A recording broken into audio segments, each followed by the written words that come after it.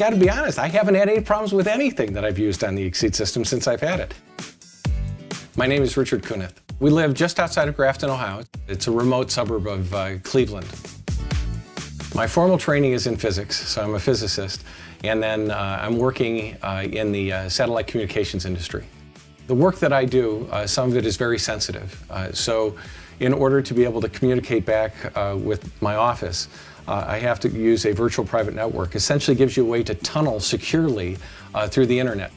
I spend about, I would say, half of my time working out of my home. The needs that I have are enabled to do video teleconferencing because I do a lot of different meetings with different folks at different locations. I tend to have large data files, a lot of PowerPoint work that we do, and embedded graphics that are in there as well as pictures, so those files tend to be rather large. But in order to be able to have that, your internet speeds have to be pretty good. Right now, I'm not limited in any way. And in fact, Exede has really helped get me to the point now where I hardly have to go into work at all, except that I have meetings in there from time to time.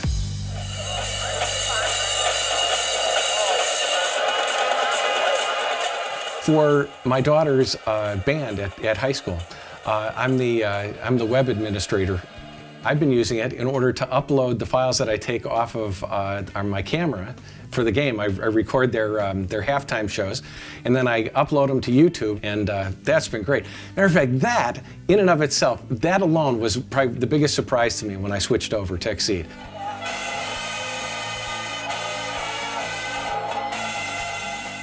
When I had done that with the previous supplier, it would take me a good 2 or 3 hours to be able to upload. When I did it with the Exede system, once I got it in, it took me 20 minutes to do the same thing that had taken me 3 hours before. I think it's a real misconception that people have that satellite is the last thing that you can go to.